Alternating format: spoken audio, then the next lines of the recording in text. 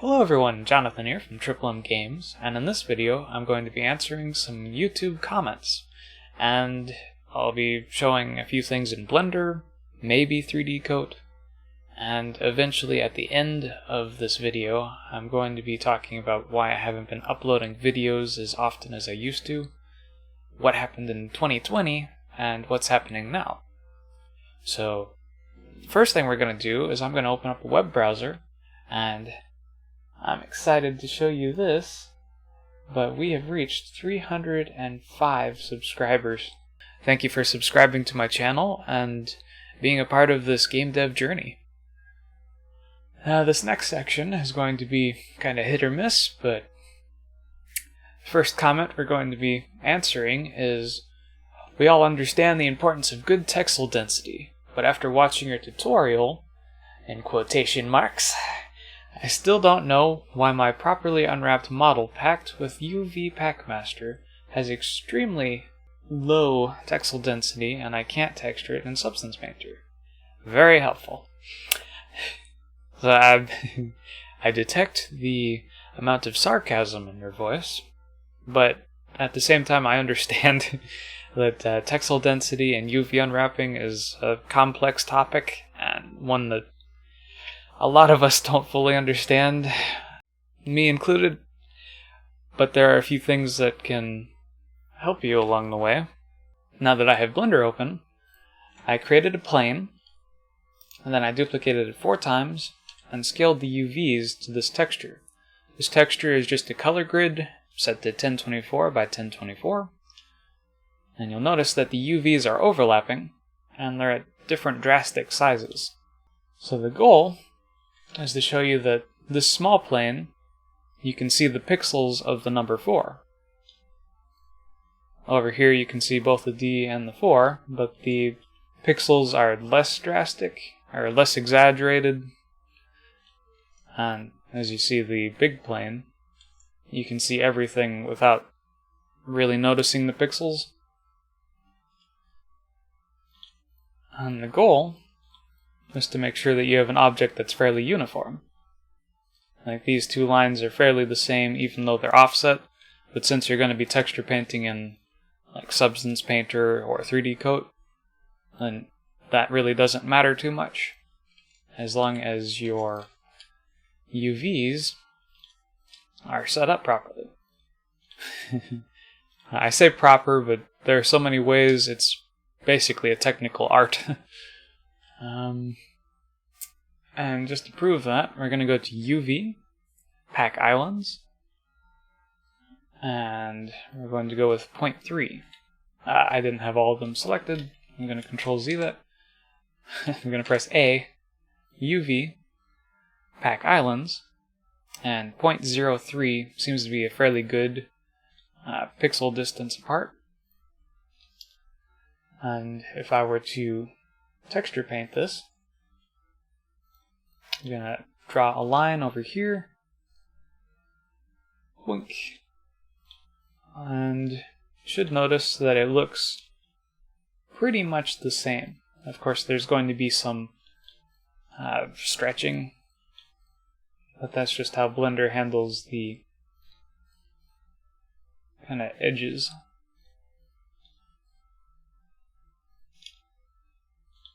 So it should be about the same. And if I go over here, I'm going to select this face, I'm going to scale it way down, and I'm going to texture over here, kind of the same way I did over there.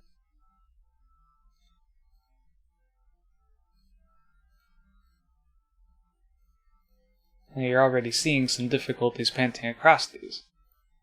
And I'm just going to draw a straight line across, and you can see there's a drastic difference in the quality of your texturing.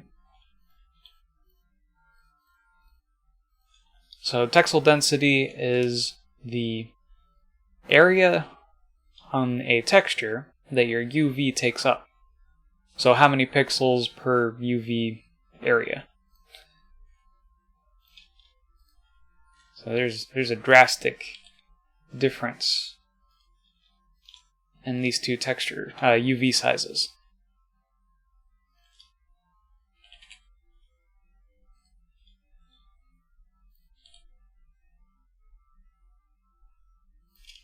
so you'll probably want to keep them that far apart, but it depends on your need for what you're drawing on.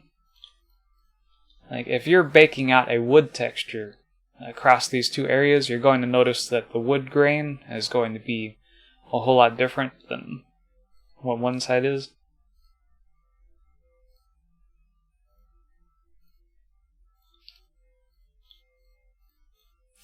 And you're probably not going to want to have a lot of small areas, so I'm just going to subdivide this a few times. And then I'm going to press U and Smart Project. I recommend not doing this, but as a demonstration. I'm going to select everything with A, pack islands, and you should be able to paint across these just fine.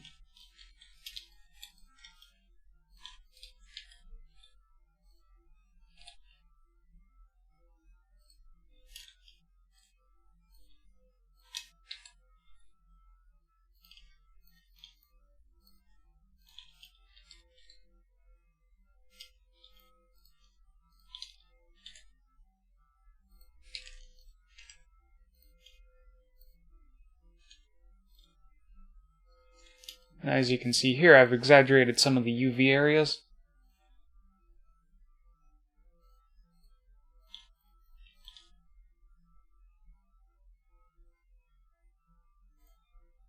And that is essentially texel density. So whenever you're texture painting some of your characters or different objects, this is why it's important, but at the same time, you're probably going to need to manage a few areas manually, kind of like what I did there, because you can UV and then pack islands and set that to 0.03. That way it will give the program that you're texture baking with some area in between each UV to kind of smear the texture.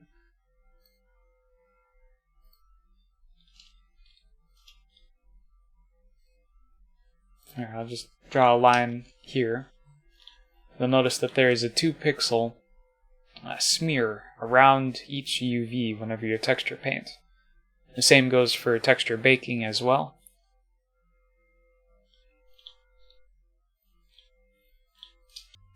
Now another thing to keep in mind whenever you're exporting out to another program to texture paint, you probably don't want to have more than one UV map.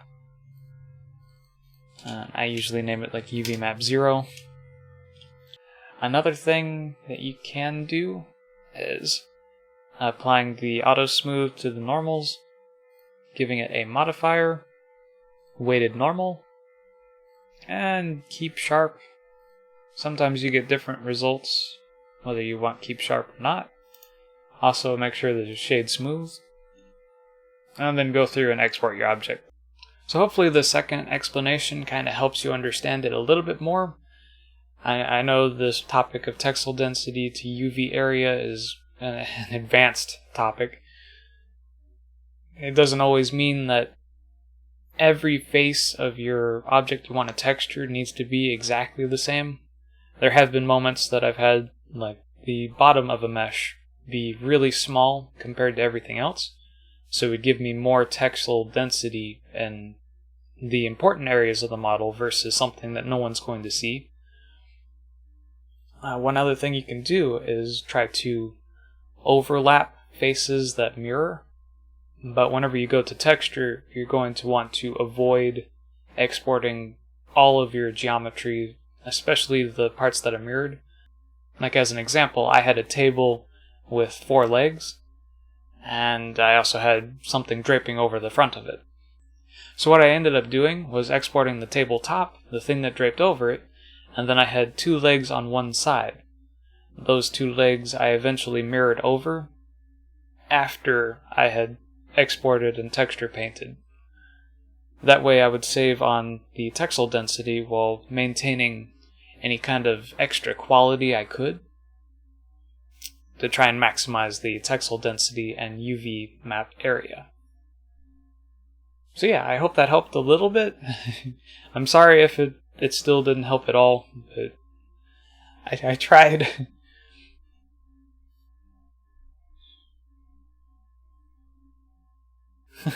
No problem, dude. It's really awesome that my little tablet UI program helps you out, and I do look forward to upgrading it eventually, whenever I get time. Yeah, I don't know. I was in an Area 2D mood at the time of making the tutorial series. What I really wanted to do was use the screen area. That way, no matter what screen you're using it on, or what device screen resolution you're playing on, you could always scale it up, and it would stop the character at the exact width of your screen.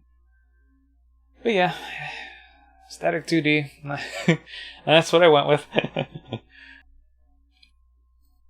And this is kind of the same idea of the texel density resolution issue that was happening above in the first comment I looked into. Another thing you can do is separate your mesh parts into different materials. That way you can focus on texture sets of certain parts of your model versus all in one texture and UV set. That will help improve the quality a bit, but you're going to want to avoid that as much as possible, because certain game engines will increase draw calls per material, which can eventually end up to game lag and performance issues. But for characters and stuff, I think it's perfectly fine to have separate materials, because that way you could have a character creator. Your character's face can be morphed and can have different textures. Your hands can wear gloves, or your chest can have armor, shirts, different things like that. So I'd recommend trying different texture sets per materials. That should help. Or try 4K textures. And to be honest, I haven't had this error message for the PlayStation Vita when I made my little demo VPK game. So I'm sorry I really wasn't much help to you. But if I run into it in the future, I'll make a video on it. I'm glad this tutorial was useful to you. The idea came from using a CAD program, to where you can basically take different points and add an object in those locations. And yeah, an asset manager for Blender is something we've been wanting for a long time. I can't wait to see how the Blender Foundation upgrades that. Yeah, I think I struggle with reading certain words at times. I'll be honest, as the creator of this Blender Tornado render, this was back in Blender 2.61, 2.62. It's one of the more popular or most watched videos on my YouTube channel. I don't know, it's just me, but I'd prefer more of my tutorials to be watched versus my renders, but at the same time, it's kind of cool to have a lot of views on that video. Thank you for your comment. Yeah, I think they moved the asset browser into 2.92 beta, and then it might be in 2.92 stable, but I'd need to check that.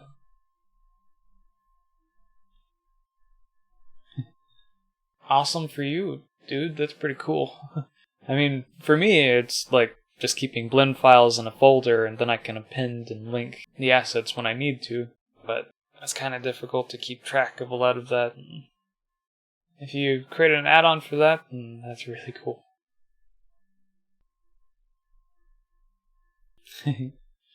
You're welcome. Thank you for pointing out that the mesh button was changed to geometry.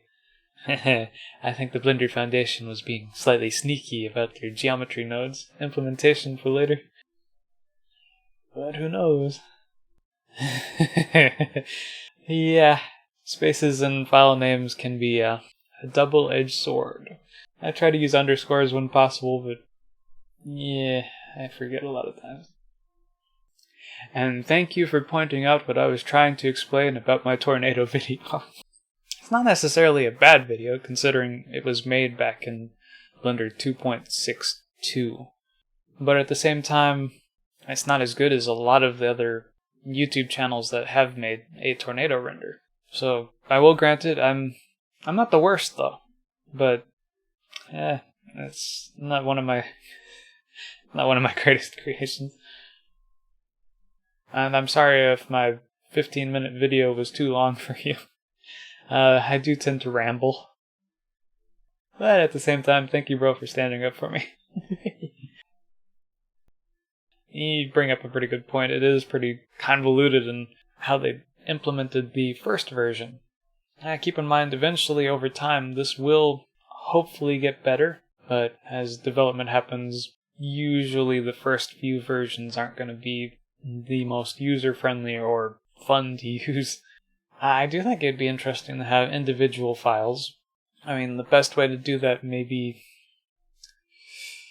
I mean, FBX is fine, but you end up destroying your mesh. OBJ is great for preserving the mesh, but it splits all sharp edges, so that sucks. We do have DAE, or Collada. That's pretty good. It's almost like FBX, though. And another one a lot of people are interested in is GLTF. That one, it's slower to export, but I think it has promise because it keeps the textures and materials, which is pretty nice. But yeah, the asset browser is going to need to advance before it's really useful. But it's pretty cool to see it implemented. Pretty cool pointing that out. I had a feeling there was a way to make local, but I didn't look into that as far as I should have. Thank you. It's just the way I am. I also want to say thank you for everyone that likes and dislikes my videos. It really helps me figure out where you'd like me to work towards or what kind of content you like to see. I know it kind of sounded weird to hear me ask about it, but it really is important that I increase the quality of my content so that you enjoy it versus just videos I make that might go on too long or end up being like garbage. Thank you for standing up for me, bro. But it's alright.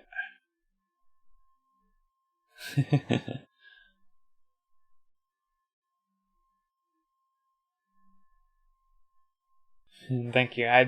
I do intend to continue the Linux tablet UI. I just haven't been in Linux a lot lately. I'm trying to finish up some client freelance work before I dig into it. Also, no prob, the silhouette view kind of came from like ZBrush. I was watching some tutorials and I saw in the top left how a lot of people had the silhouette view of their 3D sculpts. I thought, oh, that'd be pretty cool to have in Blender. And it just so happens Blender is powerful enough to use multiple viewports set up exactly the way you need it. It just kind of sucks that you have to use a whole viewport to have a silhouette view. There are some add-ons out there that have been worked on, but I find them to be not entirely bug-free yet. But keep an eye out for those. Also, yeah, you're welcome. Area 2D and collisions inside Godot, for the longest, at least for me, was kind of difficult to learn and understand. But eventually I started figuring out the collision layer system and masks. And I thought I'd make a video on it. Also, no problem, GameKit was interesting to me. It was Ogre 3D with a compatibility layer to Blender Game Engine, which is very performant. I hope it was useful.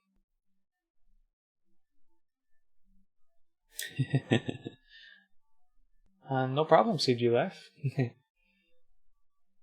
I was always kind of reserved in responding to this one because I'm kind of new to the Godot tool scripts. I do agree that a drop-in solution for wheel collision system would be amazing, although there technically is. In Blender, you can name objects, and if they have a certain extension, Godot will automatically convert. Whenever it imports the 3D model, it will tell it that this is a wheel object, this is a rigid body object, static object, I have to do some Google search and find those again, but it does technically have an import option for that.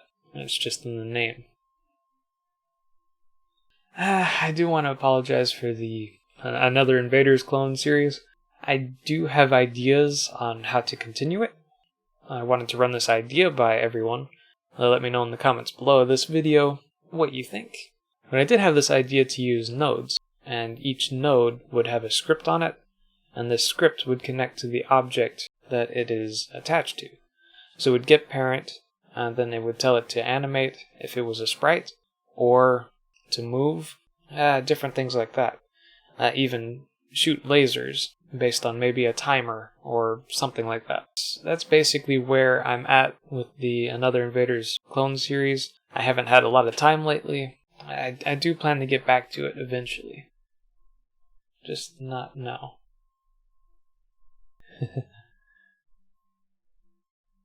I'm sorry for the confusion. It is kind of a jump around series. I had to do a lot of cuts and it didn't always work correctly. Yeah, you kind of have to look out for different layers. You could get parent, or just do 2 periods and a slash. That kind of helps you navigate your scene. It does get tricky after a while. I would like to make another tutorial series, but I want to finish the Another Invaders clone series first. I'm glad that it's helpful. You're welcome. Yeah, you're going to need to make sure that the score update function is inside of the area 2D, I guess. I need to go back and look into that a bit more.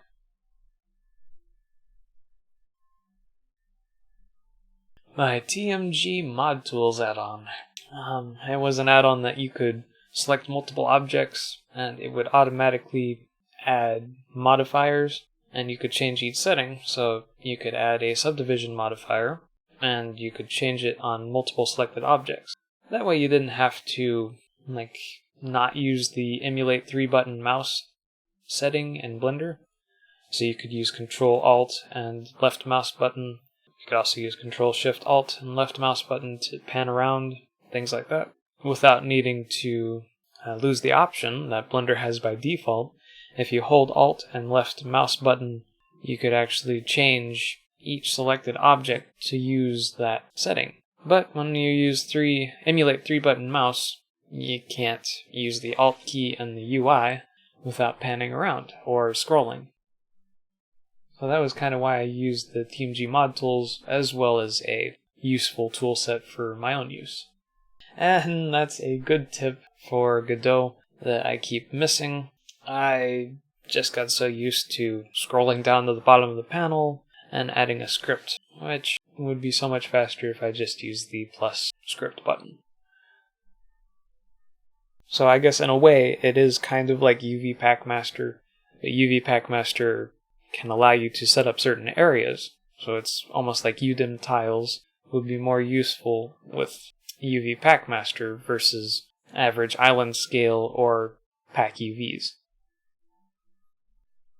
And yes, using the money symbol when you're programming in Godot, it's just telling it to get a node based on the name after that. Or using the money symbol and quotation marks and the period, it's just telling it to use the node, which is the same as saying self. And no problem. I do intend to continue the Invaders C series. And this is just a comment on me showcasing my Space Invaders clone. And that was before I made the tutorial series. True, trim sheets is more of a UV aligned to path kind of thing versus what's happening here, because you're texture painting each object individually. So you're right. UV mapping that's a technical art form. Yeah, I hear you. At 0.03 pixel offset seems to help me out with that. Well, you're just gonna have to try what you can. And you're right, I'm trying to put the names of my series and tutorials in the YouTube title, but I just get so used to putting them as tags instead. You're welcome. And yes, it's called A Invaders C.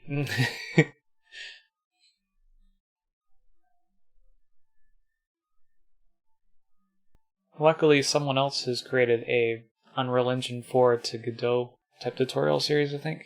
But yeah, mostly the character is default except for the inventory.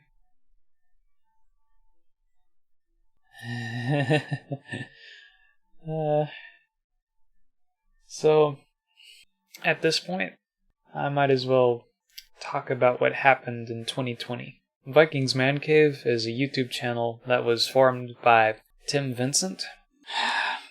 Tim Vincent passed away mid-November 2020 from COVID. Tim Vincent was one of my best friends. I met him on Facebook in late 2015, and we were talking through Skype almost every night for like 8 hours till like 2016, and then we switched, well, it was like 2017 we switched to Discord, and we continued doing the same thing, screen sharing and talking with each other. So that was kind of difficult for me. And I'm just now kind of getting used to being by myself. He lived in Boise, Idaho. I live in Texas. So the only way to communicate was through, Skype, Discord, or Facebook, YouTube. So Tim Vincent started Quest Remnants of Chaos, or Q-Rock as I like to call it, around 12, 13 years ago now. And he took a break from it for like 5 years or so. Went through a few issues, but then he finally met me again in 2015. And I started working with him on Quest Remnants of Chaos from early 2016 to 2020. I do have plans to continue his work. I would like to finish Quest Remnants of Chaos someday. Maybe I might upgrade it to Unreal Engine 4 versus Torque 3D, what it was using before. And we'll see what happens there. As of now, I'm trying to finish up my freelance work. So to answer a question that hasn't been asked, why haven't I released a lot of YouTube videos lately? Well, 2020 hit, and then there's my freelance work that I'm trying my best to finish up as fast as possible, so I'm devoting my time to that. That's where my life stands at this point. Will I release YouTube videos later? As I've said, I do plan on finishing A Invaders C, another Invaders clone, tutorial series later. I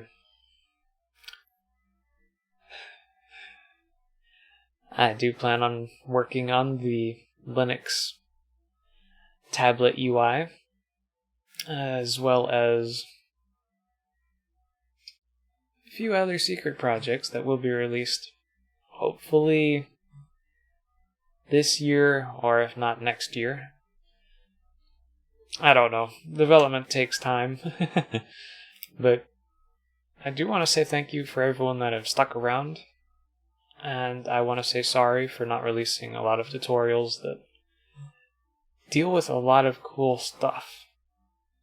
Maybe eventually I will. Anyway, I hope you continue to stick around, and I'm thankful for all of you that have subscribed, liked, and commented on my videos. Don't stop. I read every last one of them. I tried to scroll through a good amount of them till I reached like a few years back kind of point. But I do appreciate every word that you've all said, whether it be sarcastic or whether it be heartfelt thank yous. So